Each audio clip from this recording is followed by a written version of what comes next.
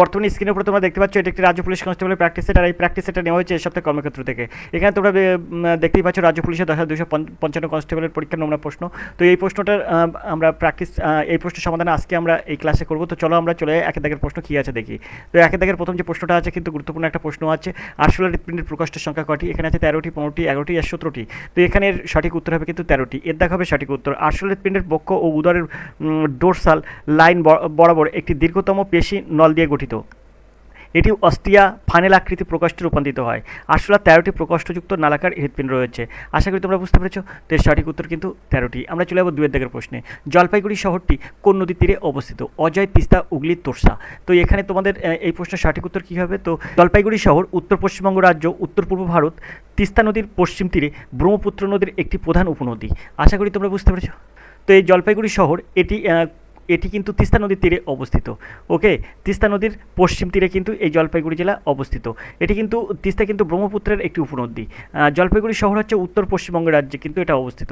আশা করি তোমরা বুঝতে পেরেছো। তো এর সঠিক উত্তর হবে কিন্তু বিদ্যাগ, তিস্তা নদীর পশ্চিম তীরে কিন্তু এটি অবস্থিত। আমরা 3 দাগের প্রশ্নে চলে যাব। হরপ্পার কোথায় একমাত্র ধান চাষের নিদর্শন পাওয়া যায়? রোপার, রাখিগাড়ি, তারপরে আছে কালীবঙ্গান আর লোথাল। তো এখানে তোমরা অবশ্যই এর সঠিক উত্তর জানো। তো এটা হচ্ছে ধান চাষ, কিন্তু ধান চাষ হতো লোথাল নামক হরপ্পা সভ্যতার স্থানটির সাথে সম্পর্কিত। ওকে, তাই এখানে এর সঠিক উত্তর হবে কিন্তু লোথাল। সিন্ধু সভ্যতার বিভিন্ন ধ্বংসাবশেষ আবিষ্কারের স্থান হিসেবে লোথাল কিন্তু একটা বিখ্যাত। লোথাল হচ্ছে সবরমতী নদী এবং এর শাখা ভোগাভোর মধ্যে অবস্থিত। তাহলে এখানে এর সঠিক উত্তর হবে কিন্তু লোথাল। আমরা 4 দিকের প্রশ্নে চলে যাবো। আধুনিক পর্যায় সারণীতে সীমান্তের মৌলগুলিকে কী বলা হয়? ধাতুকল্প, অধাতু, ধাতু আর ক্রুটি নয়। তো এখানে তোমরা 4 দাগের উত্তর কী করবে? তো এখানে কিন্তু প্রশ্নটা তোমরা ভালো করে বুঝবে। প্রশ্নটা কী আছে যে আধুনিক পর্যায় সারণীর সীমান্তের মৌলগুলিকে কী বলা হয়? তো এখানে কিন্তু এর সঠিক উত্তর কিন্তু হবে ধাতুকল্প। আমরা 5 দাগের প্রশ্নে চলে যাবো, তার জন্য প্রশ্নটা একটু উপরের দিকে তুলবো। 5 দাগের প্রশ্ন আছে দেখো, খুব সুন্দর একটা প্রশ্ন। সম্প্রতি প্রয়াত রতন টাটা কত সালে পদ্ম বিভূষণ সম্মানে ভূষিত হন? তো এই প্রশ্নের সঠিক উত্তর কী হবে? অপশন আছে 2010, 2007, 2008, 2012। তো এই প্রশ্নের সঠিক উত্তর কী হবে? তো রতন টাটা কিন্তু 2000 সালে পান হচ্ছে পদ্মভূষণ। পদ্মভূষণ হচ্ছে 2000 সালে রতন টাটা কিন্তু পদ্মভূষণ পান 2000 সালে, এবং 2008 সালে কিন্তু পদ্মবিভূষণ পেয়েছিলেন। আশা করি তোমরা বুঝতে পেরেছো। 2008 সালে। ওকে, ভারত সরকার কর্তৃক কিন্তু প্রদত্ত তৃতীয় এবং দ্বিতীয় সর্বোচ্চ বেসামরিক সম্মান। ভারত সরকার কর্তৃক প্রদত্ত তৃতীয় সম্মান হচ্ছে পদ্মভূষণ, আর পদ্মবিভূষণ এটা কিন্তু ভারত সরকার দ্বারা দ্বিতীয় সর্বোচ্চ বেসামরিক সম্মান। আশা করি তোমরা বুঝতে পেরেছো। তাহলে পদ্মভূষণ হচ্ছে তৃতীয় এবং পদ্মবিভূষণ হচ্ছে দ্বিতীয় সর্বোচ্চ বেসামরিক সম্মান। 2008 সালে পেয়েছিলেন পদ্মবিভূষণ, আর পদ্মভূষণ পেয়েছিলেন কিন্তু 2000 সালে। আমরা কিন্তু এখানে লিখে দিলাম। আশা করি তোমরা বুঝতে পেরেছো। চলো আমরা 6 দাগের প্রশ্নে চলে যাবো। কংগ্রেসের প্রথম মুসলিম সভাপতি কে ছিলেন? ফজলুল হক, বদরুদ্দিন তৈয়বজি, আনসারি আর আবুল কালাম আজাদ। তো এই প্রশ্নের উত্তর তোমরা সবাই জানো আশা করি। তো এই প্রশ্নের সঠিক উত্তর কী হবে? ভারতীয় জাতীয় কংগ্রেস পার্টির প্রথম মুসলিম সভাপতি ছিলেন কিন্তু বদরুদ্দিন তৈয়বজি। 1887 সাল থেকে 1888 সাল পর্যন্ত তিনি কিন্তু ডব্লিউইউসি ব্যানার্জি অর্থাৎ উমেশ চন্দ্র ব্যানার্জি এবং দাদাভাই নৌরোজির পরে কংগ্রেসের তৃতীয় সভাপতি নির্বাচিত হওয়ার পর তিনি কিন্তু নির্বাচিত হন। আশা করি তোমরা বুঝতে পেরেছো। তো এই প্রশ্নের সঠিক উত্তর হবে কিন্তু বদরুদ্দিন তৈয়বজি। সালটা ছিল কিন্তু 1887 থেকে 1888। ওকে, তো দেখতে থাকো আর টিউশন স্কুল। চলো আমরা 7 দাগের প্রশ্নে চলে যাই। জলে ডোবানো লাঠিকে বাঁকা দেখায় কেন? এখানে আছে অপবর্তন, সমবর্তন, প্রতিফলন, প্রতিসরণ। তো এই প্রশ্নের সঠিক উত্তর এটাও তোমরা আশা করি জানো। তো আলোর প্রতিসরণের জন্য এই কারণটা হয়। জলে লাঠি মানে বাঁকা দেখায়, জলে ডোবানোর লাঠি আংশিক বাঁকা দেখায়, এটা কিন্তু প্রতিসরণের জন্য, অর্থাৎ ডি দেখাবে সঠিক উত্তর। আমরা চলে যাবো পরের প্রশ্নে। পরের প্রশ্ন কী আছে দেখবো, তার জন্য প্রশ্নটা একটু উপরের দিকে তুলি। তো এখানে কিন্তু 8 দাগের প্রশ্ন আছে। আইন অমান্য আন্দোলন কবে সংগঠিত হয়? 1931, 1930, 1920 আর 1932। তো এখানে তোমরা 8 দাগের সঠিক উত্তর কী হবে? লবণ সত্যাগ্রহ নামে পরিচিত। এটিও কিন্তু প্রথমবার যখন কংগ্রেস ব্রিটিশ কর্তৃত্বের পাশাপাশি ভারতীয় জনসাধারণের কাছে সম্পূর্ণ স্বাধীনতার লক্ষ্য রাখে। আইন অমান্য আন্দোলন আনুষ্ঠানিকভাবে মহাত্মা গান্ধী 6 এপ্রিল 1930 তারিখে, অর্থাৎ 1930 সালের 6 এপ্রিল তার ঐতিহাসিক ডান্ডি মার্চের পরে কিন্তু লবণ আইন ভঙ্গ শুরু করেছিলেন। আশা করি তোমরা বুঝতে পারছো। এর সঠিক উত্তর হবে কিন্তু 1930 সালে। সালটা ছিল 1930 আর তারিখটা ছিল কিন্তু 6 এপ্রিল। আমরা চলে যাবো 9 দাগের প্রশ্নে। কমরেড পত্রিকা প্রথম কে প্রকাশ করেন? মোহাম্মদ আলী, নরেন্দ্রদেব, জাকির হোসেন, সুভাষচন্দ্র। তো এই প্রশ্নের সঠিক উত্তর কী হবে? দ্য কমরেড ছিল একটি সাপ্তাহিক ইংরেজি ভাষার সংবাদপত্র, যা কিন্তু 1911 থেকে 1914 সালের মধ্যে মোহাম্মদ আলী জহর দ্বারা প্রকাশিত ও সম্পাদিত হয়েছিল। আশা করি তোমরা বুঝতে পেরেছো। সালটা ছিল কিন্তু 1911 টু 1914। আশা করি তোমরা বুঝতে পেরেছো। তো এই প্রশ্নের সঠিক উত্তর তাহলে কী হবে? তো এই প্রশ্নের সঠিক উত্তর হবে কিন্তু মোহাম্মদ আলী জহর। ওকে, এর দেখা হবে সঠিক উত্তর। মোহাম্মদ আলী জহর, কিন্তু এখানে আছে কিন্তু মোহাম্মদ আলী। আশা করি তোমরা বুঝতে পারছো। চলো আমরা 10 দাগের প্রশ্নে চলে যাই। 10 দাগের প্রশ্ন আছে দেখো, ভারতের সংবিধান দিবস কবে পালিত হয়? 25 অক্টোবর, 5 জানুয়ারি, 26 নভেম্বর আর 3রা ডিসেম্বর। তো ভারতের মানে ভারতের এটা, এই যে ভারতের সংবিধান দিবস, এটা কবে মানে কবে গৃহীত হয়? তো এখানে কিন্তু ভারতের সংবিধান গৃহীত হওয়ার স্মরণে, ভারতের সংবিধান গৃহীত হওয়ার স্মরণে 26 নভেম্বর আমাদের দেশের সংবিধান দিবস পালিত হয়। প্রতি বছর 26 নভেম্বর কিন্তু সংবিধান দিবস পালিত হয়, যা কিন্তু সংবিধান দিবস নামে পরিচিত। আশা করি তোমরা বুঝতে পেরেছো। আর এই ভারতীয় সংবিধান এর খসড়া মানে প্রক্রিয়াকে প্রায়শই আম্বেদকরের সমর্থক হিসেবে দেখা যায়। তাকে কিন্তু প্রায়শই ভারতীয় সংবিধানের জনক হিসেবে উল্লেখ করা হয়। আশা করি তোমরা বুঝতে পেরেছো। তো এর সঠিক উত্তর হবে কি 26 নভেম্বর। ওকে, সঠিক উত্তর হবে 26 নভেম্বর। এটাকে কিন্তু ভারতের সংবিধান দিবস বলা হয়। আমরা চলে যাবো পরের প্রশ্নে। পরের প্রশ্ন আছে 11 দাগের প্রশ্ন। 11 দাগের প্রশ্ন আছে, সূর্য থেকে আলো আমাদের কাছে পৌঁছাতে কত সময় লাগে? 8 মিনিট, 2 মিনিট, 16 মিনিট আর 10 মিনিট। তো এই প্রশ্নের সঠিক উত্তর কী হবে? পৃথিবীর কক্ষপথ যেহেতু উপবৃত্তাকার, সেহেতু সূর্য থেকে তার দূরত্ব পরিবর্তিত হয়। জানুয়ারি মাসে সে সূর্যের সবচেয়ে কাছে আসে এবং জুলাই সবচেয়ে দূরে চলে যায়। এই কাছে আসাকে বলা হয় অনুসুর, আর দূরে সরে যাওয়াকে বলা হয় অপসুর। যাই হোক, এই তোমাদের যে প্রশ্নটার উত্তর চেয়েছে সেটাকে আমরা যদি বলি, তাহলে এর গড় দূরত্ব যদি করে মানে ধরা হয়, গড় দূরত্ব ধরে সূর্য থেকে আলোর পৃথিবীতে আসতে কিন্তু সময় লাগে 8 মিনিট 19 সেকেন্ড। 8 minute 19 second. এখানে কিন্তু 8 মিনিট দেওয়া আছে, কিন্তু 19 সেকেন্ডটা দেওয়া নেই। তাই তোমাকে এটাকে 8 মিনিট 19 সেকেন্ড, অর্থাৎ এর দাগটা তোমাকে সঠিক উত্তর করতে হবে। আশা করি তোমরা বুঝতে পেরেছো। চলো আমরা 12 দাগের প্রশ্ন চলে যাই। কবে হিন্দু কলেজ প্রতিষ্ঠিত হয়? 1700 খ্রিস্টাব্দে, 1800 খ্রিস্টাব্দে, 1817 খ্রিস্টাব্দে, 1717 খ্রিস্টাব্দে। তো এই প্রশ্নের সঠিক উত্তর কী হবে? তো হিন্দু কলেজ, যেটার আগে নাম কী ছিল? প্রেসিডেন্সি বিশ্ববিদ্যালয়। এই কলেজটার নাম ছিল, কিন্তু হিন্দু কলেজের পূর্বে নাম ছিল প্রেসিডেন্সি বিশ্ববিদ্যালয়। কলেজটি আনুষ্ঠানিকভাবে সোমবার 20 জানুয়ারি 1817 তারিখে কিন্তু এটা খোলা হয়েছিল। মহান সমাজ সংস্কার রাজা রামমোহন রায় কিন্তু এর ভিত্তি প্রদান করেছিলেন। আশা করি তোমরা বুঝতে পেরেছো। তাহলে সালটা ছিল কিন্তু 1817। ওকে, এখানে কিন্তু 1817 সাল হবে কিন্তু এর সঠিক উত্তর। প্রসঙ্গত একটা কথা বলে রাখি, যেহেতু এটা রাজা রামমোহন রায় এর সাথে জড়িত, তাই দ্বিতীয় আকবর রাজা রামমোহন রায়কে কিন্তু রাজা উপাধি দিয়েছিলেন। আশা করি তোমরা বুঝতে পেরেছো। আর পাশাপাশি আরও একটা কথা বলি, এই রাজা রামমোহন রায়কে কিন্তু আধুনিক ভারতের জনক বলা হয়। চলো আমরা চলে যাই পরের প্রশ্নে, 13 দাগের প্রশ্নে। 13 দাগের যে প্রশ্নটা আছে দেখো, খুব সুন্দর একটা প্রশ্ন আছে, গদর শব্দের অর্থ কী? মুক্তি, বিপ্লবী, স্বাধীনতা, স্বরাজ। তো এই প্রশ্নে তোমরা সঠিক উত্তর কী করবে? তো গদর একটি আরবি শব্দ। ওকে, আরবি শব্দ থেকে কিন্তু এটা উদ্ভূত হয়েছে। এটি কিন্তু মানে এটি একটি উর্দু শব্দ, যার অর্থ কিন্তু এই এই গদর শব্দটি আরবি থেকে উদ্ভূত একটি উর্দু শব্দ, যেটা কিন্তু যার অর্থ কিন্তু দাঁড়ায় বিপ্লব। ওকে, বিপ্লব বা বিদ্রোহ, বিদ্রোহী, বিপ্লব বা বিদ্রোহ। আশা করি তোমরা বুঝতে পেরেছো। তাহলে বিদ্যাক হবে সঠিক উত্তর। 13 দাগের সঠিক উত্তর হচ্ছে বিদ্যাক। আমরা চলে যাবো পরে 14 দাগের প্রশ্নে। 14 দাগের প্রশ্ন হচ্ছে, গাছপালা কোথা থেকে পুষ্টি সংগ্রহ করে? মাটি, আলো, বায়ুমণ্ডল আর ক্লোরোফিল। তো অবশ্যই গাছপালা পুষ্টি সংগ্রহ করতে হয় মাটি থেকে। মাটির মূলটা থাকে তো মাটিতে, মানে গাছের মূলটা থাকে তো মাটিতে, তাই মাটি থেকে কিন্তু সঠিক উত্তর হবে। চলে যাবো আমরা 15 দাগের প্রশ্নে। 15 দাগের প্রশ্ন আছে, শব্দের গতিবেগ সর্বাধিক কোথায় হয়? তরলে, কঠিন পদার্থে, গ্যাসের শূন্য স্থানে। তো 15 দাগের সঠিক উত্তর তোমরা কী করবে? শব্দের গতিবেগ নির্ভর করে যে মাধ্যমটির মাধ্যমে এটি প্রবাহিত হয় তার ঘনত্বের উপরে। কঠিন মাধ্যমের কণাগুলি খুব ঘন সন্নিবিশিষ্ট হয়, সুতরাং এদের ঘনত্ব বেশি। এক অণু থেকে অন্য অণুতে তথ্য কঠিন মাধ্যমে দ্রুত প্রবাহিত হয়। ঠিক আছে, তাই কিন্তু এখানে শব্দের গতিবেগ সর্বাধিক হবে কিন্তু কঠিনে। আশা করি তোমরা বুঝতে পেরেছো। আর তরলের অণুগুলি কী হয়? তরলের অণুগুলি কিন্তু কঠিনের চেয়ে বেশি দূরে থাকে, সুতরাং তরলের ঘনত্ব কম, তাই কিন্তু এখানে কিন্তু কম হবে কঠিনের তুলনায়। গ্যাসে কী হয়? গ্যাসের অণুগুলো খুব আলগাভাবে ছড়িয়ে থাকে। শব্দ তরঙ্গের গতিবেগ কিন্তু সবচেয়ে বেশি থাকে কিন্তু ইস্পাতে।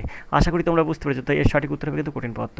চলে যাবো 16 দাগের প্রশ্নে। প্রথম কোন ভারতীয় অর্থনীতিতে নোবেল পুরস্কার পেয়েছেন? টি.এস. শ্রীনিবাসন, ভিকে আর ভি রাও, অভিজিৎ বিনায়ক ব্যানার্জি আর অমর্ত্য সেন। তো এখানে যেহেতু বলেছে অর্থনীতিতে নোবেল পুরস্কার পেয়েছিলেন কোন ভারতীয়, তো এখানে সঠিক উত্তর হবে অমর্ত্য সেন। ওকে, আমরা চলে যাবো পরের প্রশ্নে। এটা দিক হবে সঠিক উত্তর। 16 দাগে আমরা চলে যাবো 17 দাগের প্রশ্নে। 17 দাগের যে প্রশ্নটা আছে দেখো, সম্প্রতি কে শান্তিতে নোবেল পুরস্কারে ভূষিত হয়েছেন? নিহন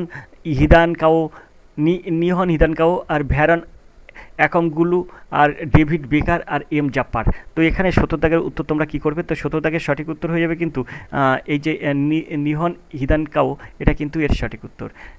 17 দাগের সঠিক উত্তর এর দাগ। আমরা চলে যাবো 18 দাগের প্রশ্ন।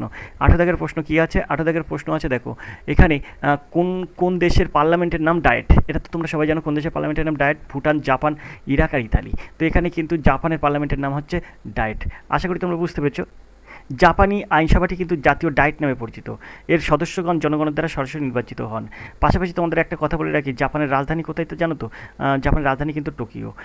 আর এদের সরকারি ভাষা কিন্তু জাপানি। আশা করি তোমরা বুঝতে পেরেছো। আর এই যে ইতালি আছে না, পাশাপাশি ইতালিটা বলে দিচ্ছি, ইরাক আর ভুটান তোমরা নির্ণয় করবে, ঠিক আছে তো? এই যে ইতালির সংসদ হলো ইতালিয়ান প্রজাতন্ত্রের জাতীয় সংসদ। জাতীয় সংসদ হচ্ছে এদের মানে পার্লামেন্টের নাম।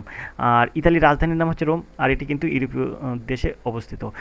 আর জাপান, ইতালি বললাম, আমি পাশাপাশি একটা জার্মানির কথা বলে রাখি। জার্মানির সংসদ হলো দুমা, ঠিক আছে? জার্মানির রাজধানী হচ্ছে বার্লিন। আর ব্রাজিলের সংসদের নাম হচ্ছে জাতীয় কংগ্রেস। ব্রাজিলের বেলায় জাতীয় কংগ্রেস, ঠিক আছে? ব্রাজিলের রাজধানী হচ্ছে ব্রাসিলিয়া।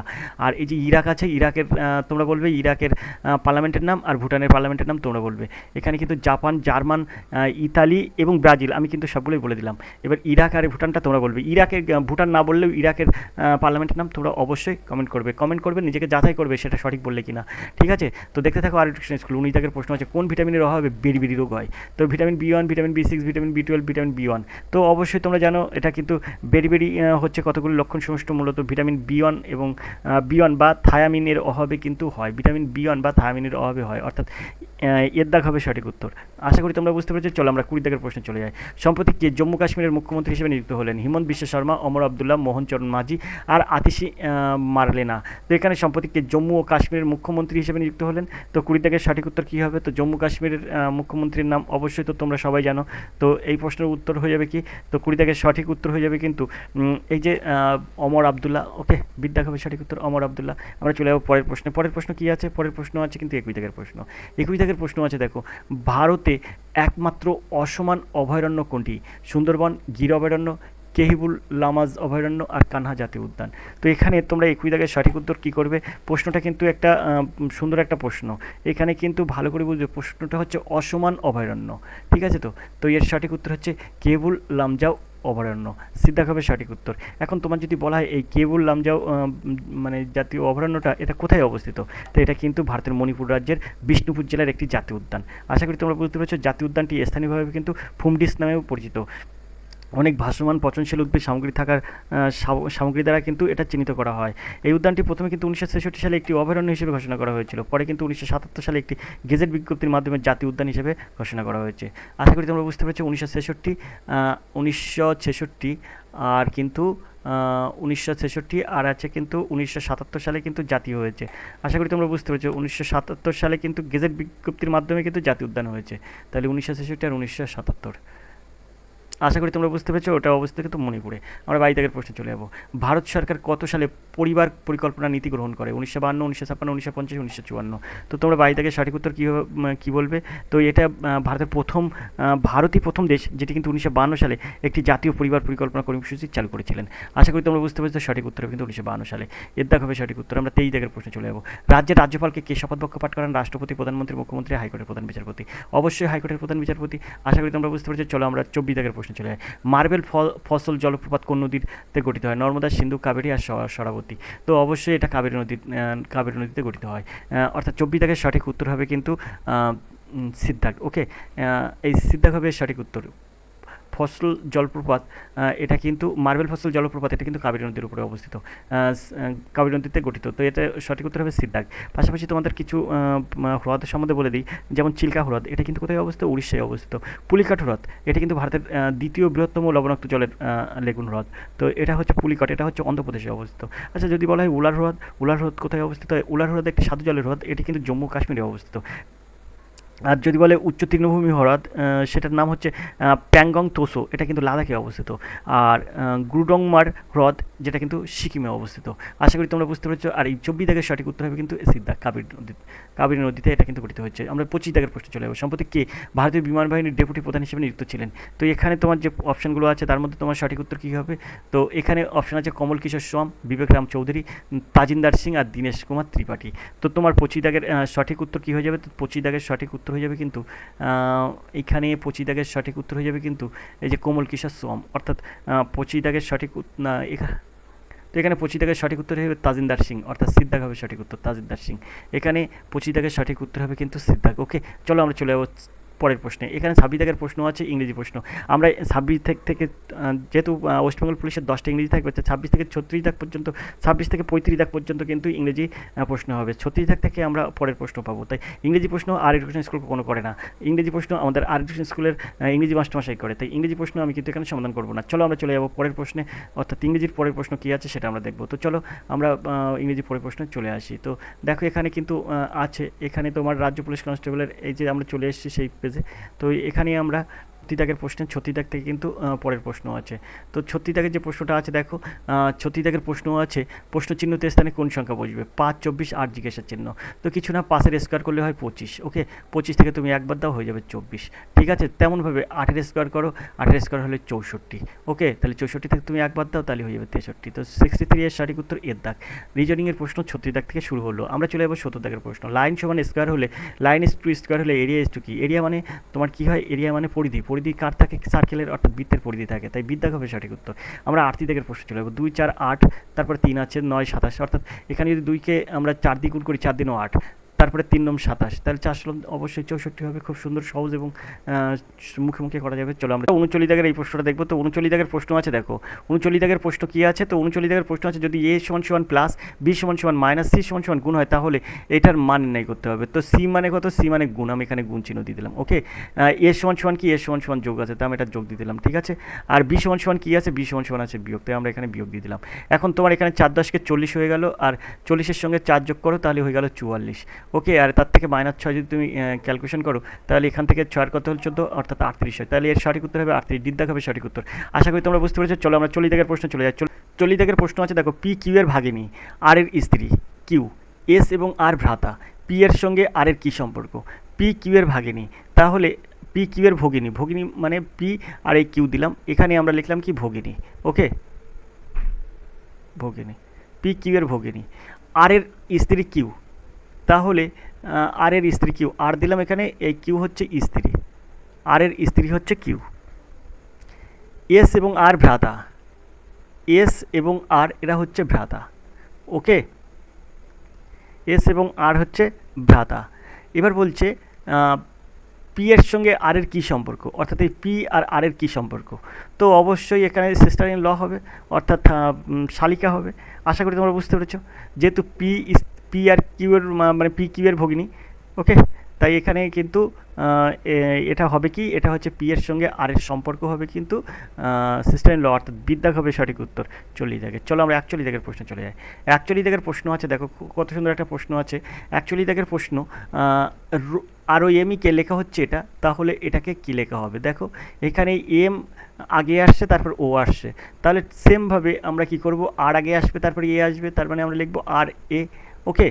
তারপরে দেখো, তারপরে আর ই দিয়েছে, এই আর দিয়েছে, তাহলে আমরা এখানে কি দেবো, এখানে আমরা দেবো ডি, তারপরে ওই যে ই আছে ইটা দেবো, তার মানে আর এ ডি হবে, আর এ ডি আছে সিদ্ধাক, অর্থাৎ এখানে অ্যাকচুয়ালি তাকে সঠিক উত্তর হয়ে যাবে সি।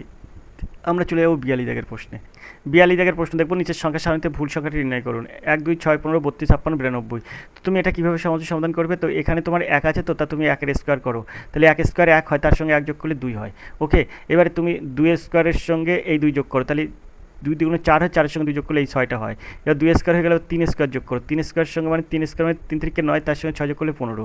এবার তুমি 4 স্কোয়ার করো, 4 স্কোয়ার মানে 16, 16 আর 15 যোগ করলে হয় 31, কিন্তু এখানে আছে 32, ঠিক আছে, তাহলে এটাই সম্ভবত ভুল হবে। এখন আমরা 31 ধরে করব, 4 স্কোয়ার বলে 5 স্কোয়ার যোগ করব, তো 5 স্কোয়ার আর 31, 5 স্কোয়ার মানে 25, 25 আর 31 যোগ করলে 56 হয়। তারপরে 56-র পরে 6 স্কোয়ার যোগ করব, 6 স্কোয়ার মানে 36, 36 আর 56 যোগ করলে হয়ে যায় 92। তাহলে এখানে সব ঠিক আছে, শুধু এই 32টা একটু মানে অন্যরকম আছে, কারণ এখানে হবে করতেই দিয়েছে 32। আশা করি তোমরা বুঝতে পেরেছো, তার ডিদ্দাগ হবে সঠিক উত্তর, এখানে 32টা ভুল আছে। আমরা 43 দাগের প্রশ্ন চলে যাবো। নিচের কোনটি অন্যদের থেকে আলাদা? তো দেখো এখানে এর দাগ হবে নিচের অন্যদের থেকে আলাদা। এখানে 3-এর কিউব করো 27 এসে যাবে, এখানে 5-এর কিউব করো 125 এসে যাবে, 8-এর কিউব করো তা এই 4-এর কিউব করো 64 এসে যাবে, কিন্তু এখানে 81-এর কোনো মানে ঘনমূল হয় না, এখানে 9 81, অর্থাৎ 9-এর স্কোয়ার করলে তোমার 81 আসে, কিন্তু 3-এর স্কোয়ার করলেও 81 আসবে না, কিন্তু 3-এর ঘন করলে 81 আসবে না। তো এর ঘনমূল নেই, এর হচ্ছে কি বর্গমূল আছে 9। ওকে, তাই এর দাগ হবে সঠিক উত্তর। এখানে কিন্তু 81-র ঘনমূল বার করা যাচ্ছে না। আমরা চলে যাবো 44 দাগের প্রশ্নে। জন, অ্যারিস, জোসেফ বিভিন্ন বয়সের 3 ভাই, তাহলে অ্যারিস সবার বড়। ঠিক আছে, অ্যারিস বলতে এ দিয়ে রাখলাম, এ আর অ্যারিস সবার বড়। জোসেফ সবার বড় নয়, জোসেফ যে যে হচ্ছে জোসেফ, জোসেফ সবার বড় নয়, কিন্তু জন সবার ছোট নয়। আবার জন বলেছে জন সবার ছোট নয়, যে ও লিখলাম জন সবার ছোট নয়, জন সবার ছোট নয় মানে আবার বলছে জোসেফ সবার বড় নয়। ঠিক আছে, তো তাহলে জন সবার ছোট নয় মানে জন তাহলে নিচে চলে আসবে না। এবার বলছে জন সবার ছোট নয়, এবার বলছে কে সবার ছোট। তো অবশ্যই এই যে জোসেফ, এই জোসেফ কিন্তু সবার ছোট। ওকে, তার মানে বিদ্যাক হবে সঠিক উত্তর। 44 দাগের সঠিক উত্তর হবে কিন্তু বিদ্যাক। আমরা চলে যাবো পরের প্রশ্নে। পরের প্রশ্ন কী আছে তা দেখবো, তবে তার জন্য আমরা প্রশ্নটা একটু উপরের দিকে তুলবো। চলো আমরা উপরের দিকে তুলি। 45 দাগের প্রশ্ন আছে দেখো, সুন্দর একটা প্রশ্ন আছে। যদি কেবল এর সংকেত লিপি সংকেত লিপি হয় এটা, তাহলে এটার কার সম্ভাব্য সংকেত লিপি হবে? তাহলে এখানে আমরা একটা কাজ করব। আমরা এখানে সি সমান সমান এক্স দেবো, এ সমান সমান আমরা দেবো জেড, ওকে, বি সমান সমান আমরা দেবো ওয়াই, এল সমান সমান আমরা দেবো ও, আর ভি আর হচ্ছে ই সমান সমান আমরা দেবো ভি। এখন দেখো ওয়াইয়ের মান কী আছে, ওয়াইয়ের মান আছে বি, তাই আমরা এর নিচে বি দেবো। জেডের মান কী আছে, জেডের মান আছে এ, তাই আমরা এখানে এ দেবো। এক্সের মান কী আছে, এক্সের মান আছে সি, তাই আমরা এখানে সি দেবো। আর এখানে এই পিটা কার মান আছে, তা পিটা কিন্তু এই জায়গায় পি নেই, তাহলে এখানে দেখো বিএসসি কিন্তু আমার মিলে যাচ্ছে। ঠিক আছে, তো তাই বিএসসিটা আমরা কিন্তু এখানে সমাধান করে দিলাম। এর দেখা হবে সঠিক উত্তর। ঠিক আছে, তো তো কিন্তু এই রিজনটা সমাধান করা যায়। আমরা চলে যাবো পরের প্রশ্নে, 46 দাগের প্রশ্নে, 46-এর প্রশ্ন। তো আমরা 46-এর প্রশ্ন দেখবো। উপযুক্ত অক্ষর বসিয়ে শূন্যস্থান পূরণ করুন। তো এখানে এই যে শূন্যস্থানগুলো আছে, এখানে উপযুক্ত শূন্যস্থানে উপযুক্ত সংখ্যা বসিয়ে এটা সমাধান করতে হবে। তো দেখো এখানে 1 2 3 4 5 6 7 8 9 10 11 12 13 14 15 16 17 18 আছে। তো আমরা এখানে 3 6 18 করতে পারি, অর্থাৎ 3টি করে ভাগ নিতে পারি, এই 3টি করে ভাগ নিতে পারি। ঠিক আছে, 3টি করে ভাগ নিচ্ছি, দেখো 3টি করে ভাগ নিলাম। এবারে এই জায়গাটায় যদি আমরা এ দিই, তাহলে ট্রিপল এ ট্রিপল বি। ঠিক আছে, তারপরে এই যে যদি সি দিই, তাহলে triple A triple B triple C, আবার দেখো ট্রিপল এ, তাহলে আবার ট্রিপল বি হবে, তারপর আবার ট্রিপল সি হবে। আশা করি বুঝতে পারছো। তাহলে triple A triple B triple C triple A triple B triple C, তার মানে এখানে বিদ্যাকটা হবে সঠিক উত্তর, এ সি বি সি। এইভাবে কিন্তু এটা সমাধান করা যায়। 46 দাগের সঠিক উত্তর হবে কিন্তু বিদ্যাক। আমরা চলে যাবো 47 দাগের প্রশ্নে। 47 দাগের প্রশ্ন আছে, নিচের সারিতে এমন কতগুলি 1 আছে যার আগে 9 আছে কিন্তু পরে 7 হবে না। তো দেখো এখানে একটা 9 আছে, তার আগে 1 আছে কিন্তু তো দেখো এখানে একটা 1 আছে কিন্তু আগে 9 আছে কিন্তু পরে 7 হবে না, অর্থাৎ পরে 7 আছে, তাই এটা কিন্তু হবে না। আবার সেমভাবে আমি যদি এখানে একটা 1 দেখি, তাহলে এই আগে কিন্তু 9 নেই, তাই এটাও কিন্তু হবে না। আবার এখানে সেমভাবে এই একটা 1 দেখছি, তার আগে 9 আছে কিন্তু বলেছে পরে 7 হবে না, তাই এটাও কিন্তু হবে না, তাহলে এর 3টেই কিন্তু হবে না। এবার দেখো এখানে একটা 1 আছে কিন্তু আগে 9 আছে। ঠিক আছে, তো আগে 9 আছে কিন্তু পরে 7 নেই, তাহলে এটা কিন্তু হবে। এবার এই একটা তুমি বাদ দাও, কারণ এর একের আগে কোনো 9 নেই, কারণ এখানে বলছে না যে কতগুলি 1 আছে যার আগে 9 আছে কিন্তু পরে 7 হবে না, তাই আগে 9 আছে সেটা শুধু একটাই মাত্র আছে, পরে 7 হবে না, অর্থাৎ 7 নেই 8। তাহলে এখানে আমরা চলে যাবো এটা সঠিক উত্তর খুঁজতে। তো 47 থেকে সঠিক উত্তর হবে কিন্তু একটি, অর্থাৎ দ্বিত দাগ হবে সঠিক উত্তর। আশা করি তোমরা বুঝতে পেরেছো। চলো আমরা 48 দাগের প্রশ্নে চলে যাই। 48-এর প্রশ্ন কী আছে? 48-এর প্রশ্ন আছে দেখো, নিচের শব্দগুলি ছবির সাহায্যে দেখানো হলো, অসামাজিক ব্যক্তি, পকেটমার, প্রতারক। তো এখানে যে অপশনগুলো আছে তার মধ্যে কোনটি সঠিক উত্তর হবে? তো এখানে একটা বিষয় দেখো, এটা কিন্তু এর সঠিক উত্তর হতে পারে, কারণ অসামাজিক ব্যক্তি এইটাও অসামাজিক ব্যক্তি, আর পকেটমার, প্রতারক এর মধ্যে যারা পকেটমার তারাই প্রতারক। ওকে, দেখো এর সঙ্গে কিন্তু লেগেই আছে। আশা করি তোমরা বুঝতে পারছো। বিদ্যাক হবে সঠিক উত্তর। দুজনেই কিন্তু অসামাজিক ব্যক্তি, হ্যাঁ, পকেটমার, প্রতারক দুজনেই কিন্তু অসামাজিক ব্যক্তি। তো দেখো এখানে কিন্তু সেটাই কিন্তু আছে। তো বিদ্যাক হবে সঠিক উত্তর। চলো আমরা 49 দাগের প্রশ্নে চলে যাই। এখানে 49 দাগের প্রশ্ন আছে দেখো, কোন নিয়মের 3টি একই রকম তবে বিজাতীয় কোনটি? এখানে স্টার আছে, মুন আছে, ইউনিভার্স আছে, সান আছে। তো সান সূর্য, এখানে মুন আর স্টার, এগুলো সব কিন্তু একই লেভেলের, কিন্তু এটাই কিন্তু অন্যরকম, তাই এখানে সিদ্ধাক হবে সঠিক উত্তর। আমরা 50 দাগের প্রশ্নে চলে যাবো। নিচের শ্রেণীতে লুপ্ত অক্ষরটি নির্ণয় করুন। এস ভি, তারপরে এটা কিছু নয়, এস ভি ওয়াই বি, তারপরে এখানে জিজ্ঞাসা চিহ্ন। তাহলে এই জায়গাটায় এই 50 দাগের সঠিক উত্তর তুমি কীভাবে বার করবে? এটা কিন্তু খুব সহজেই তুমি বার করতে পারবে। সেটা তোমার কীভাবে দেখো,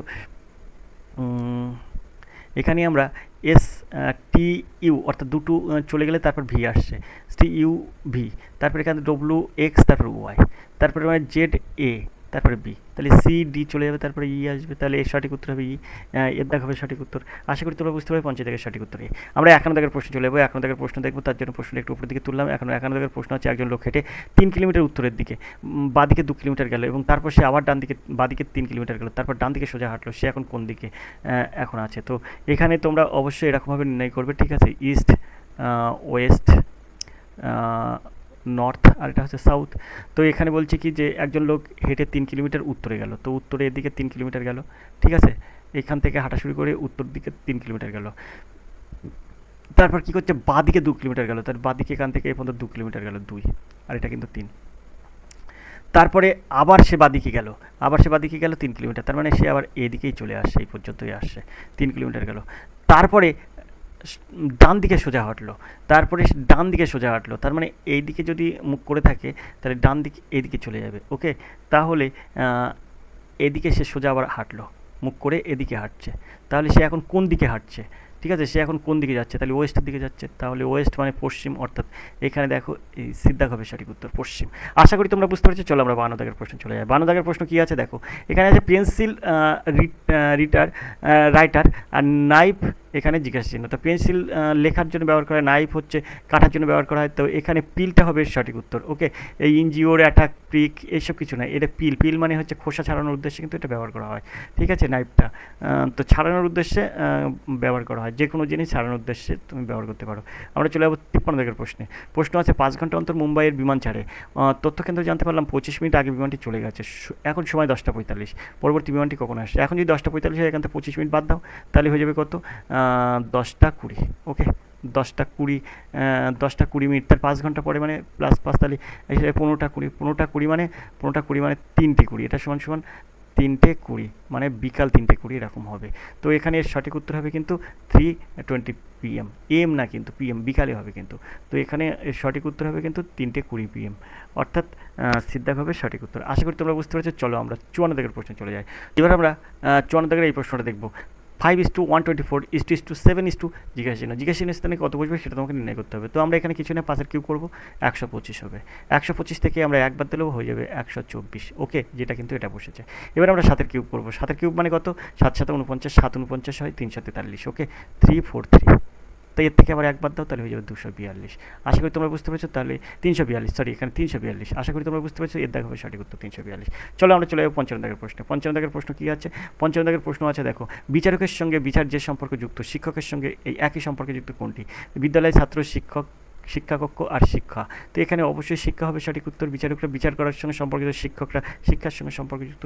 56 দাগের প্রশ্ন আছে দেখো, ইংরেজিতে বর্ণ দ্বারা রচিত শ্রেণীটির স্থানে জিজ্ঞাসা স্থানে বর্ণগুলো উপযুক্ত বসাও। তো এখানে আমার আছে BZA, DYA, GXI, KWM। তো এই প্রশ্নটার উত্তর আমি তোমাদের কাছ থেকে আশা করি তোমরা করতে পারবে। তো 56 দাগের সঠিক উত্তর অবশ্যই কমেন্ট করবে। এর সঠিক উত্তর কী হবে অবশ্যই কমেন্ট করে দেবে। এবার আমরা 56 পরে 57 প্রশ্ন চলে যাবো। 57 দাগের প্রশ্ন কী আছে? 57 দাগের প্রশ্ন আছে, আগামীকাল যদি রবিবার হয় তাহলে গতকাল কী বার ছিল? আগামীকাল রবিবার হলে গতকাল, অর্থাৎ গতকাল ছিল কিন্তু শুক্রবার। আশা করি তোমরা বুঝতে পেরেছো। এখানে হবে এর দাগ হবে সঠিক উত্তর। 57 দাগের সঠিক উত্তর হবে কিন্তু এর দাগ। আমরা চলে যাবো 58 দাগের প্রশ্নে। 58 দাগের প্রশ্ন কী আছে? এখানে কিন্তু এটা হবে 58, ঠিক আছে? 58, এখানে একটু ভুল আছে। 58 শূন্যস্থান পূরণ করো, এখানে তোমার শূন্যস্থান পূরণ করতে হবে।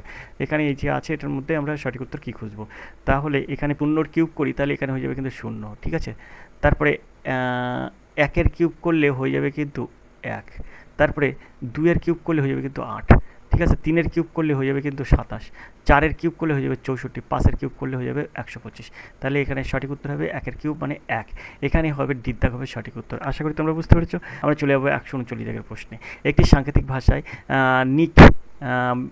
নিক হচ্ছে NIK, নিক, MAD, নিক মাডি এর অর্থ হলো হি হ্যাজ কাম।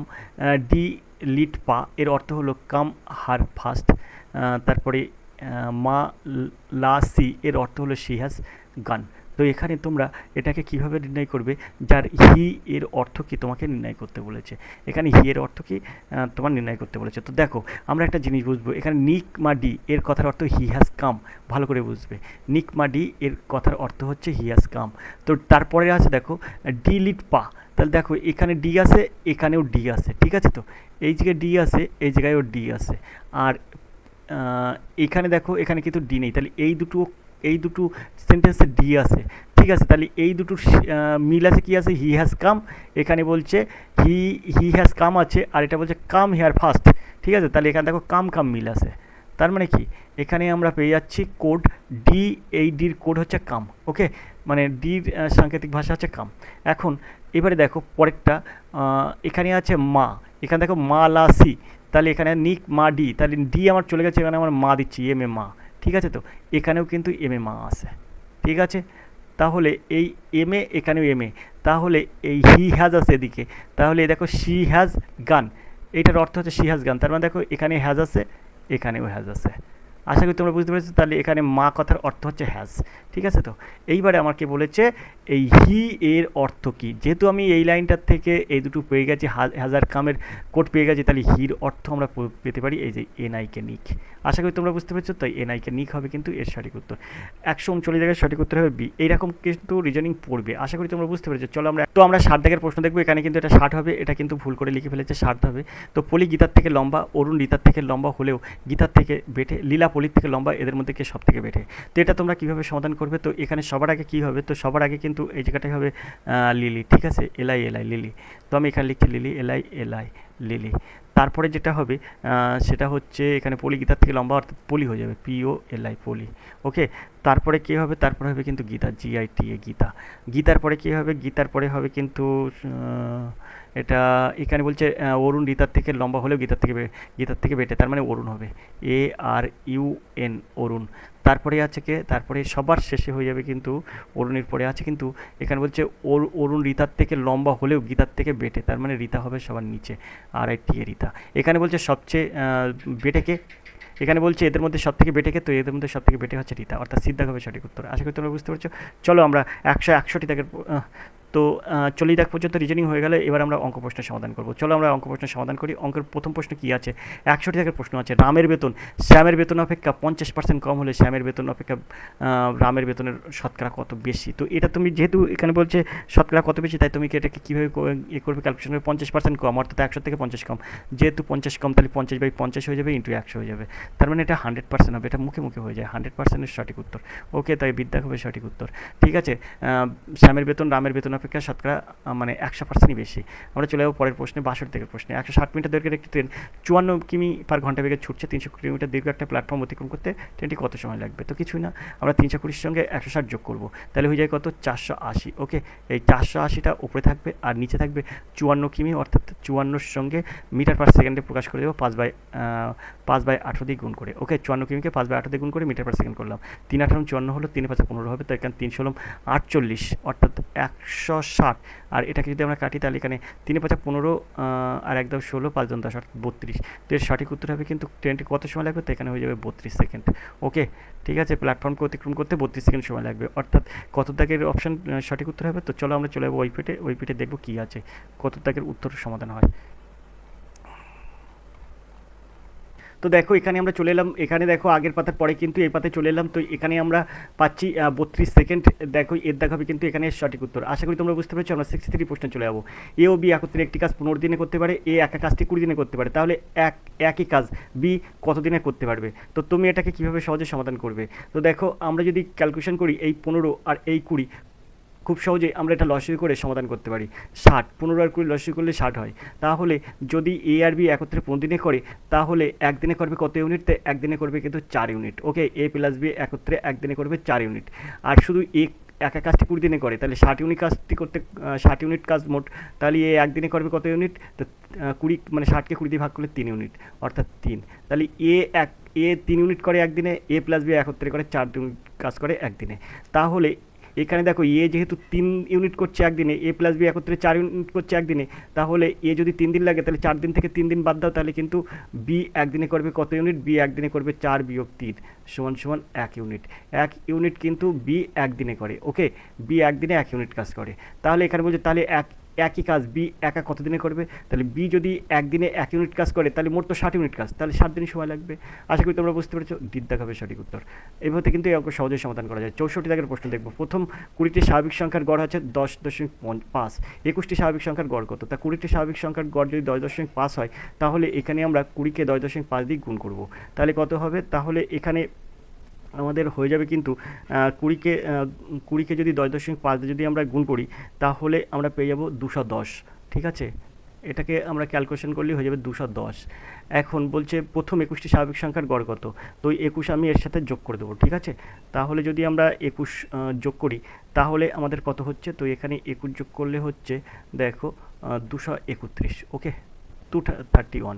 এবারে যেহেতু 21টি প্রথম স্বাভাবিক সংখ্যার সমষ্টি 231, তাহলে এখানে 21টি স্বাভাবিক সংখ্যার গড় বলেছে, তাহলে 21 দিয়ে ভাগ করে দাও। 21 দিয়ে ভাগ করলে কত হবে, 21 একে 21 আর 2 দাও 23, 21 একে 21 অর্থাৎ 11। তো এর সঠিক উত্তর হবে কিন্তু 11, বিদ্যা হবে সঠিক উত্তর। আশা করি তোমরা বুঝতে পারছো। চলো আমরা 65-এর প্রশ্নে চলে যাই। 65-এর প্রশ্ন আছে দেখো, 3জন ছাত্রের বয়সের গড় আছে 12 বছর, তাদের বয়সের অনুপাত 3:4:5 হলে বড় ছাত্রটির বয়স কত হবে। 3:4:5 অর্থাৎ এই জায়গায় দেখো 3জন ছাত্রের বয়সের গড় যদি 12 হয় তাহলে সমষ্টি কত হবে, 3 দিয়ে গুণ করলে হয়ে যাবে 36। ওকে, তাহলে এখানে বলছে তাদের বয়সের অনুপাত 3:4:5 হলে বড় ছাত্রটির বয়সের গড় কত হবে, বড় ছাত্রটির বয়স কত হবে। তাহলে দেখো এখানে 3, 4 আর 5, তাহলে বড় ছাত্র অবশ্যই 5। তাহলে আমরা এই 36কে আনুপাতিক ভাগার দিয়ে গুণ করব। 4 আর 3 7 আর 5 12, তাহলে 5টা উপরে দেবো আর 12টা নিচে নিয়ে আসবো, তো 3 12 36, তাহলে 3 5 15। তাহলে দেখো নতুন মানে বড় ছাত্রটির বয়স হবে কিন্তু 15। এর দেখা হবে সঠিক উত্তর। আশা করি তোমরা বুঝতে পেরেছো। চলো আমরা চলে যাবো 66 দাগের প্রশ্নে। তার জন্য প্রশ্নটা আমরা একটু উপরের দিকে তুললাম। 66 দাগের প্রশ্ন আছে দেখো, 5500 টাকা যদু মধুর মধ্যে এমনভাবে ভাগ করা হয় যাতে যদু মধুর প্রাপ্ত অনুপাত 5:6 হয়। তাহলে 5:6 হবে মধু আর যদুর ইয়ের অনুপাত, মানে টাকার অনুপাত। তো যদুর হবে 5 আর মধুর হবে 6। তাহলে আমরা এখান থেকে খুব সহজে কী করতে পারি, এই 55,000 এই 5500 একে আমরা যদুর টাকা বার করতে গেলে 5/5 আর 6 11, মানে আনুপাতিক ভাগার দিয়ে গুণ করতে পারি, তাহলে 5 11 55। ঠিক আছে, তো এই দুটোর সঙ্গে বসে গেল, তাহলে 5 5 আর 2500। ঠিক আছে, 2500 কার টাকা, যদুর টাকা। তাহলে মধুর টাকা কত হবে, মধুর টাকা হবে 5500 থেকে 2500 বাদ দাও, তাহলে হয়ে যাবে কিন্তু 3000। তা 3000 কিন্তু এই যদুর টাকা হয়ে যাবে। তাহলে মধু আর যদুর টাকার এটা যদুর টাকা, এটা মধুর টাকা, তাহলে যদুর টাকা 2500, মধুর টাকা 3000। তাহলে এর সঠিক উত্তর হবে কিন্তু বিদ্যাক। ওকে, 2500 আর 3000। আশা করি তোমরা বুঝতে পেরেছো। 66 দাগের সঠিক উত্তর হবে কিন্তু 2500 আর 3000। আমরা 67 দাগের প্রশ্নে চলে যাবো। 67 দাগের প্রশ্ন আছে দেখো, খুব সুন্দরভাবে এটা সহজে সমাধান করা যায়। এখানে 3 ও 27 এর মধ্যে সমানুপাতি নির্ণয় করো। কিছু না, এখানে তোমার 3 27 81 হবে, 81টাকে রুট করে দাও। ঠিক আছে, 81টা রুট করলে হয়ে যায় 9, তো এখানের মধ্যে সমানুপাতি হবে 9। তো আমরা 68-এর এই প্রশ্নটা দেখবো, একটি চৌবাচ্চার সমস্ত জল দুটি নল দিয়ে যথাক্রমে 30 মিনিটে ও 15 মিনিটে খালি হয়। নল দুটি একসঙ্গে খুলে দিলে কতক্ষণে পুরো চৌবাচ্চা খালি হবে। তোমরা এটা কী করবে, তো তোমরা এটাকে এ ধরবে আর এটাকে ধরবে বি। ওকে, তাহলে A B by A plus B, অর্থাৎ 30 গুণ 15 আর 30 আর 15 যোগ করলে হয়ে যাবে 45। ওকে, তো এখানে আমরা 3 15 45 করবো আর 3 আর 30 কাটলে 10 করবো, তাহলে এখানে হবে 10। তো এর সঠিক উত্তর হবে 10 মিনিট। এর দেখা হবে সঠিক উত্তর। আশা করি তোমরা বুঝতে পেরেছো। চলো আমরা 69-এর প্রশ্ন। 69-এর প্রশ্ন আছে দেখো, এক স্থান থেকে অন্য স্থানে ঘন্টায় 4 কিলোমিটার বেগে গিয়ে সেখানে 1 ঘন্টা বিশ্রাম নিয়ে সেখান থেকে ঘন্টায় 5 কিলোমিটার বেগে ফিরে আসতে মোট 10 ঘন্টা সময় লাগে। দুটি স্থানের মধ্যে দূরত্ব কত। এরকম অঙ্ক থাকলে তুমি কীভাবে সমাধান করবে, তুমি এরকম করবে, এই যে A B by A plus B into T. Okay, তাহলে এ বি কত, এ আছে 4, বি আছে 5, তাহলে এ ইন্টু বি মানে 4 আর 5 গুণ করলাম আর 4 আর 5 যোগ করবো, তাহলে হয়ে যাবে 9। আর এই যে 1 ঘন্টা বিশ্রাম নিয়ে মোট 10 ঘন্টা সময় লাগে, তার মানে কি যাতায়াতের জন্য সে 10 ঘন্টার থেকে 1 ঘন্টা বিশ্রাম নিয়েছে, তাহলে বাদ যাবে, 10-এর থেকে 1 বাদ গেলে এখানে হয়ে যাবে 9। আশা করি তোমরা বুঝতে পারছো। তাহলে এই 9 কেটে গেল, তাহলে 4 5 20। তো এখানে কিন্তু 20 কিলোমিটার এর সঠিক উত্তর। আশা করি তোমরা বুঝতে পেরেছো। চলো আমরা চলে যাবো পরের প্রশ্নে, 70 দাগের প্রশ্নে। 70 দাগের প্রশ্ন আছে দেখো, স্থির জলে নৌকার বেগ 10 কিলোমিটার পার ঘন্টা, স্রোতের বেগ 8 কিলোমিটার পার ঘন্টা, স্রোতের প্রতিকূলে 10 কিমি যেতে নৌকাটির কত সময় লাগবে নির্ণয় করো। তো এখানে 70 দাগের সঠিক উত্তর কীভাবে তুমি নির্ণয় করবে, দেখো এখানে বলছে 10 কিলোমিটার বেগে যাচ্ছে, স্রোতের বেগ 8 কিলোমিটার পার ঘন্টা। ঠিক আছে, নৌকার বেগ 10 কিলোমিটার পার ঘন্টা, স্রোতের বেগ 8 কিলোমিটার পার ঘন্টা, স্রোতের প্রতিকূলে 10 কিমি যেতে নৌকাটির কত সময় লাগে তোমাকে নির্ণয় করতে হবে। তো আমরা যদি এখান থেকে নৌকাটার আপেক্ষিক গতিবেগ বার করি, তাহলে 10-এর থেকে 2 বাদ 10-এর থেকে 8 বিয়োগ করলে হয় 2। ঠিক আছে, স্রোতের প্রতিকূল 10 কিলোমিটার নৌকাটি কত সময় লাগে, তাহলে 10/2 = 5 ঘন্টা সময় লাগবে। ওকে, 5 ঘন্টা। তো এর সঠিক উত্তর হবে কিন্তু 5 ঘন্টা। এর দেখাবে সঠিক উত্তর। 71 দাগের প্রশ্নে চলে যাবো। তার জন্য প্রশ্নটা আমরা একটু উপরের দিকে তুলি। তো 71 দাগের যে প্রশ্নটা আছে দেখো, তেলের দাম 20% বৃদ্ধি পাওয়ায় ওই পরিবারের তেলের ব্যবহার 20% কমিয়ে দিলেন, মোটের উপর শতকরা খরচ পরিবর্তন কত। তো এরকমভাবে তুমি এই অঙ্কগুলো কীভাবে সহজে সমাধান করবে, দেখো 20 হোল স্কয়ার করবে। ঠিক আছে, তো 20 হোল স্কয়ার বাই 100 করবে। ঠিক আছে, তাহলে এখানে কী হবে, এটা সমান সমান হয়ে যাবে কি কিন্তু 20 × 20 বাই 100। এই দুটো শূন্য তোমরা কাটলে এখানে 2 দ্বিগুণে 4। ওকে, তো 4%, এখানে বলতে সবসময় 4% হ্রাস পাবে। তো এখানে কিন্তু তো এর এক জায়গায় বৃদ্ধি আর এক জায়গায় হ্রাস হয়েছে, তাই এর সঠিক উত্তর হবে কিন্তু 4% হ্রাস। অর্থাৎ এই দেখ তো দেখো সিদ্ধাক হবে কিন্তু সঠিক উত্তর। আশা করি তোমরা বুঝতে পেরেছো, সিদ্ধাক হবে সঠিক উত্তর, 4% হ্রাস। তো এখানে কখনো কোনো প্রশ্ন থাকে কিন্তু 4% বৃদ্ধি দেবে না, একবার বৃদ্ধি পেয়েছে একবার কমিয়ে দিয়েছে মানে হ্রাস হয়েছে, তার মানে 4% হ্রাস। তো 71 দাগের সঠিক উত্তর হবে কিন্তু 4% হ্রাস। আমরা চলে যাবো 72 দাগের প্রশ্নে। এক শ্রেণীতে 50% ছাত্র ইংরেজিতে এবং 40% ছাত্র অঙ্কে ফেল করে, 20% ছাত্র ওই বিষয়ে ফেল করে, তাহলে শতকরা কতজন ওই বিষয়ে পাস করে? এই অঙ্কটা কিন্তু অনেকবার করে দিয়েছি, তাই এখানে আবার করে দিচ্ছি। 100 বিয়োগ, এখানে আমরা 50 যোগ 40 করব, বিয়োগ 20 করব। আশা করি তোমরা বুঝতে পেরেছো। তাহলে 100 বিয়োগ 50 আর 40 90, 90 থেকে 20 বাদ দিলে থাকে 70। ওকে, তাহলে 100 বিয়োগ 70 সমান 30। তো এখানে কিন্তু সঠিক উত্তর হবে 30%। আশা করি তোমরা বুঝতে পেরেছো। তো সঠিক উত্তর হবে 30%, দিদ্দাক হবে সঠিক উত্তর। এইভাবে কিন্তু 72 দাগের অঙ্ক করা যায় এবং এই অঙ্কটা কিন্তু খুবই ইম্পর্টেন্ট অঙ্ক। 73 দাগের অঙ্কে চলে যাবো। 73 অঙ্ক আছে, দেখো একটি দ্রব্য 600 টাকায় কিনে কত টাকায় বিক্রি করলে 2% ক্ষতি হবে? তো 600 টাকায় কিনে 2% ক্ষতিতে বিক্রি করা মানে 6 দিনে 12 টাকা লস হয়ে যাবে। তাহলে 12 এখান থেকে বিয়োগ করলে কত হবে? 588 সম্ভবত, বিয়োগ করলে 588 হবে সঠিক উত্তর। তো দেখো এখানে এর দাগ হবে সঠিক উত্তর। সুন্দরভাবে কিন্তু এই অঙ্ক সহজে সমাধান করা যায়। 600 টাকা 2% মানে 6 দিনে 12 টাকা ক্ষতি হয়। ওকে, 74 দাগের প্রশ্ন দেখো, 5 টাকায় 6টি হিসাবে কিছু লেবু কিনে 3 টাকায় 4টি হিসেবে বিক্রি করলে শতকরা কত লাভ বা ক্ষতি হবে? খুব সুন্দর একটা প্রশ্ন এবং এই অঙ্কটা তুমি কীভাবে সহজে সমাধান করবে? তো এরকম অঙ্ক কিন্তু সহজে সমাধান করতে গেলে আর স্কুলের দিকে নজর রাখতে হবে। আমি আজকে একটা নিয়ম তোমাদের বুঝিয়ে দিচ্ছি, বলে দিচ্ছি, তো সেইভাবে তোমরা করবে, ঠিক আছে? তো আমরা কি করব, এখানে বলছে 6টি আর এই 3 টাকায়, ঠিক আছে? তো টি আর টাকাটা আমরা একসঙ্গে গুণ করবো, তাহলে 3 6 18 করবো। ওকে, আর 5 টাকায় আর এখানে 3 টাকায় 4টি, তাহলে টি আর টাকা একসঙ্গে গুণ করবো, তো 4 5 20। ঠিক আছে, তাহলে এটা 18 বিয়োগ 20 দেবো, বাই 18 বিয়োগ 20 বাই এখানে হচ্ছে 5 টাকায় 6টি হিসাবে, 3 টাকায় 4টি হিসাবে, ঠিক আছে? তো তাহলে 3 টাকায় 4টি হিসাবে, তাহলে যে 4 আর এই 5 এই দুটো হচ্ছে আমরা গুণ করবো, 4 5 20। ব্যাস, এবার তুমি এখান থেকে খুব সহজে নির্ণয় করতে পারবে। এটা তোমরা মূল ক্যালকুলেশন হয়ে গেল। এবার এখানে যেহেতু বলেছে শতকরা কত লাভ বা ক্ষতি হবে, তা অবশ্যই 100 গুণ করতে হবে। এখন এখানে দেখো তোমার 20 থেকে 2 বাদ দিলে থাকে -2, ঠিক আছে? তো তাহলে অবশ্যই ক্ষতি হয়ে গেছে, এখানে 20 দেবো আর ইন্টু 100। তো এটাকে যদি আমরা ক্যালকুলেশন করি তাহলে এই 0 আর এই 0 কাটে, আর এই 2 কাটলে এখানে 1 হয়, তাহলে -1 আর 10 গুণ করলে হয় -10। তাহলে -10 মানে 10% ক্ষতি, অর্থাৎ এখানে দ্বিধাগ হবে সঠিক উত্তর। আশা করি তোমরা বুঝতে পারছো। তো এইভাবে কিন্তু এই অঙ্ক সহজেই সমাধান করা যায়। আমরা 75 দাগের প্রশ্নে চলে যাবো। 75 দাগের যে প্রশ্নটা আছে সেই প্রশ্নটি একটু উপর দিকে তুলবো। 75 দাগের প্রশ্ন আছে, দেখো বার্ষিক 5% হারে 5,000 টাকা 500 টাকার কত বছর সুদ? 125 টাকা। তো 5% হারে 500 টাকার কত বছরের সুদ? 125 টাকা। তাহলে এখানে যদি আমরা এখানে যে বছরগুলো আছে তার মধ্যে 5 বছর নেই, তাহলে 5 5 25, ঠিক আছে? তো তাহলে এখানে আমরা 500 গুণ এখানে 5 5 25 মানে 25% হয়ে যাবে। আমি যদি এই 5 বছর ধরে করি 25% হয়ে যাবে, তাহলে 25% মানে 25/100। ওকে, তাহলে এই 500কে 25/100 দিয়ে তোমরা গুণ করো, তাহলে এটা কিন্তু আমরা সুদ বার করতে পারলাম। 5 5 25, 5 25 125, ঠিক আছে? 5 25 125। তো এখানে কিন্তু সঠিক উত্তর হয়ে যাবে 5। এখানে দেখো সুদটা 125 হয়ে যাচ্ছে, তাহলে আমরা সুদ সময় পেলাম কত? 5 বছর। ওকে, এবার তুমি যদি বলো কি স্যার আমি এইভাবে করবো না, সময় যেভাবে বার করতে হয় সেভাবে বার করবো, তাহলে তুমি কি করবে? 100 ইন্টু কত দেবে? 100 ইন্টু সুদ দেবে। 100 ইন্টু সুদ কত? সুদ হচ্ছে 125। আর নিচে দেবে কত? নিচে দেবে আসল ইন্টু আসল কত? আসল হচ্ছে 500 ইন্টু সুদের হার কত? সুদের হার 5। তাহলে এখানে এই দুটো শূন্য কেটে গেল। ওকে, তাহলে এখানে কি হলো? এখানে তোমার 5 25 125 হলো, আর এই 25 আর এই 5 কাটলে যাবে 5। তাহলে এর সঠিক উত্তর হবে কিন্তু 5 বছর। এর দেখা হবে সঠিক উত্তর। তো এইভাবে তো তুমি অঙ্ক সমাধান করতে পারো। 76 এর প্রশ্ন দেখবো, বার্ষিক 6% সরল সুদে 3 বছরের সবৃদ্ধিমূল 3540 টাকা হলে সুদ কত হবে? এই যে সুদ তুমি কীভাবে নির্ণয় করবে? সুদে আসলে দেওয়া আছে কত? 3540 টাকা। তুমি ওখান থেকে সুদ কীভাবে নির্ণয় করবে? তো এখানে আমরা 6% হারে 3 বছরের সুদ পাবো কত? 3 6 18, 18% হয়ে যাবে কিন্তু এখানে মানে সুদ। তো এখানে 18% সুদ মানে 18/100 দেবো, তার মানে 100 টাকা আসল, 18 টাকা সুদ। তাহলে সুদে আসলে কত দাঁড়াবে? সুদে আসলে দাঁড়াবে কিন্তু 100 টাকার সুদে আসলে দাঁড়াবে কিন্তু 118 টাকা, ঠিক আছে? সেক্ষেত্রে আসল কত? আসল কিন্তু 100 টাকা, ঠিক আছে? তাহলে আমরা এটাকে উল্টে গুণ করব। এই 3540 আছে না, 3540, এটাকে আমরা উল্টে গুণ করবো। এই যে 118/100, এটা 100টা উপরে দেবো আর 118টার নিচে দেবো। ওকে, 3 দিয়ে গুণ করো, 3 দিয়ে গুণ করলে হয়ে যাবে এখানে 100টাকে 3 দিয়ে গুণ করলে এটা হয়ে যাবে, আর এই শূন্যটা বসে গেল, কাটাকুটি করলে পাবো 30। 30 আর 100 যদি গুণ করো তাহলে হয়ে যাবে 3000, ঠিক আছে? 3-এর পিছনে 3টি শূন্য। তাহলে এর সঠিক উত্তর কী হবে? তো এখানে বলছে সুদ কত হবে? সুদ হবে আসলে আমরা বের করেছি 3000, তাহলে এই 3540 থেকে এই 3000 আমরা যদি বিয়োগ করি তাহলে হবে কত? তো 0 করতে 0, 4 করতে 4, 5 করতে 5, 3 আর 3 গুলো 0, বাধারে 0 বা 0, ঠিক আছে? তো তাহলে 540 টাকা। তো এর সঠিক উত্তর হবে কিন্তু 540 টাকা। বিদ্যা হবে সঠিক উত্তর। আশা করি তোমরা বুঝতে পারছো। 77 দাগের প্রশ্ন কী আছে দেখবো। 77 দাগের প্রশ্ন আছে, 49 লিটার জল মিশিয়ে দুধের ঘনত্ব 80%, কত লিটার জল মিশালে নতুন মিশ্রণে 70% দুধের ঘনত্ব 70% হবে?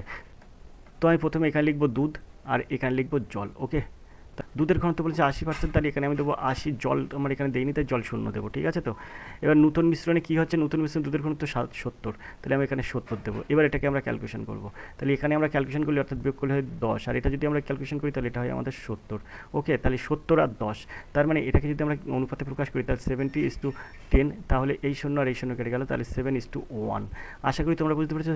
তো 7:1 মানে তোমার এখানে বলছে কত লিটার জল মিশালে নতুন মিশ্রণে দুধের ঘনত্ব 70% হবে। তো তোমার মানে এ বেরিয়েছে 7:1, তাহলে 7-এর সঙ্গে এই যে মোট 49 লিটার জল মিশ্রিত দুধ আছে, তাহলে মিশ্রণ আছে 49 লিটার। 7-এর সঙ্গে 49 পেতে গেলে তোমার 7 লিটার, মানে 7 × 7 করতে হবে, তবে 49 হবে। তাহলে 1-এর সঙ্গে 7 গুণ করো, তাহলে 7-1 7, তাহলে এখানে 7 লিটার হবে সঠিক উত্তর। সিদ্ধাক হবে সঠিক উত্তর, 77 দাগের সঠিক উত্তর হবে সিদ্ধাক। আশা করি তোমরা বুঝতে পেরেছো। চলো আমরা 78 দাগের প্রশ্নে চলে যাবো। 78 দাগের প্রশ্ন কী আছে দেখবো। তো আমরা 78 দাগের প্রশ্ন দেখব। 300 টাকা কিলোগ্রাম দরে 400 টাকা কিলোগ্রাম দরে চা কি অনুপাতে মিশিয়ে 374 টাকা কিলোগ্রাম দরে বিক্রি করলে ওই ব্যবসায় 10% লাভ হবে। তাহলে এখানে আমরা 300 লিখবো আর এ সাইডে লিখবো 400। ওকে, 300 আর 400।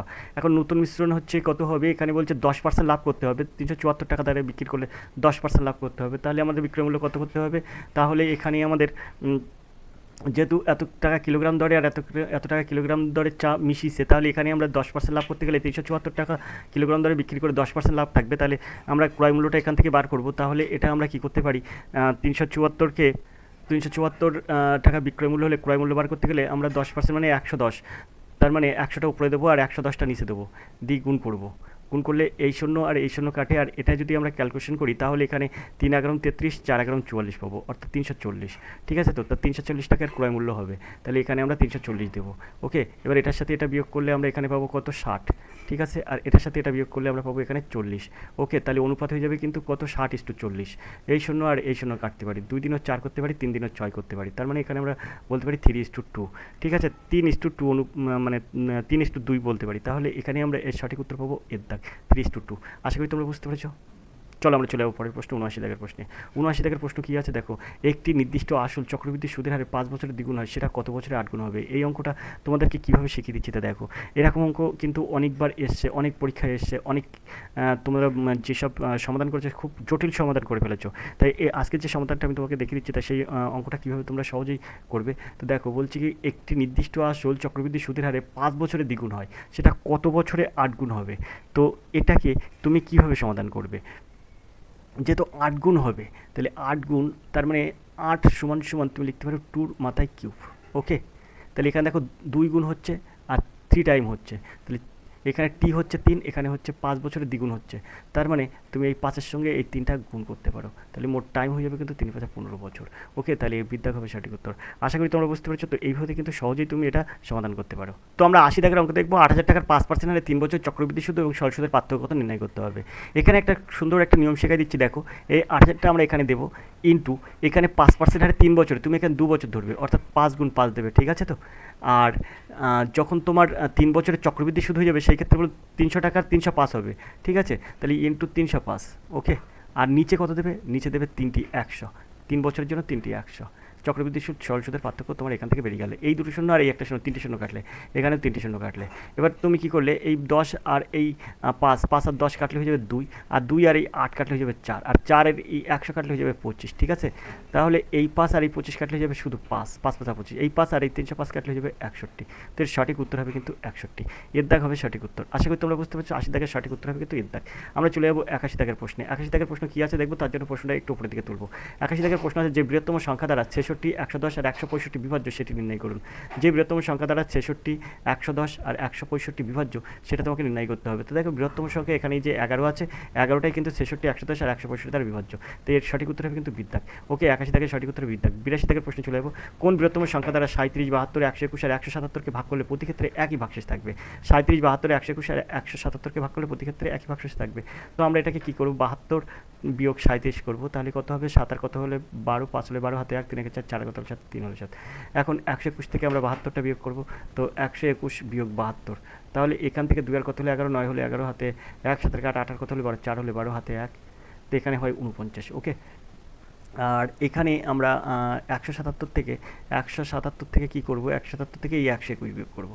121 বিয়োগ করলে কত হয়, 121 বিয়োগ করলে হয় কিন্তু 1 আর কত হলে 7, 6 হলে 7, 2 আর কত হলে 7, 5 হলে 7, তো 56।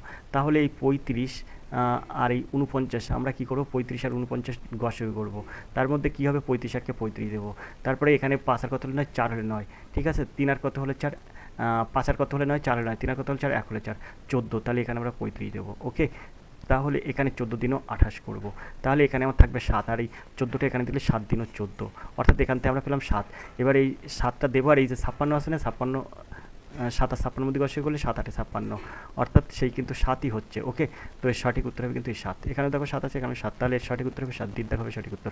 আশা করি তোমরা বুঝতে পেরেছো। চলো আমরা 83 দাগের প্রশ্নে চলে যাই। 83 দাগের প্রশ্ন কী আছে দেখো, এই যে 2 এর 3 যোগ 4 এর 7 গুণ 1 এর 2 ভাগ 4 এর 21 বিয়োগ 2 পূর্ণ 1 এর 6। তো এটা যদি আমরা ক্যালকুলেশন করি 6 3 12 1 13, 13/6 হয়, বিয়োগ 13/6 হয়। আর এটা ভাগটাকে গুণ করে উল্টে দাও, ঠিক আছে। তো 21টা উপরে দাও আর 4টা নিচে চলে আসুক, ঠিক আছে। তাহলে আমরা যেহেতু ভাগের কাজটা আগে করবো, তাই আমরা কিন্তু এটা উল্টে দিলাম। দিয়ে আমরা কী করবো গুণের কাজটা করব। তাহলে সেই ক্ষেত্রে আমরা এই 4টা আর এই 4টা কাটতে পারবো, আর এই 7 আর এই 21 কাটতে পারবো 3, ঠিক আছে। তাহলে এখানে হচ্ছে 3 এর 2, তাহলে আমার আসছে কত, আসে হচ্ছে 2 এর 3 যোগ যোগ হচ্ছে 3 এর 2, মানে এই 2 আর এই 3 ওপরে 3 আর নিচে 2, আর বিয়োগ এখানে 13/6, এই কিন্তু আছে। তাহলে এর লসাগু কত হবে, এর লসাগু হবে কিন্তু 6। তাহলে 6 হলে 3 দিনও 6, 2 দিনও 4। ওকে, তারপরে প্লাস 3 দিনও 6, 3 3 9, বিয়োগ 6 1 6, 13 1 13। তাহলে দেখো 9 আর 4 হচ্ছে 13, আর এখানে -13 বাদ দিলে তাহলে 0/6, 0/6 মানে 0। আশা করি তোমরা বুঝতে পেরেছো। তো এর সঠিক উত্তর হবে কিন্তু 0, এর দাগে হবে সঠিক উত্তর, অর্থাৎ 83 দাগের সঠিক উত্তর হবে কিন্তু এর দাগ।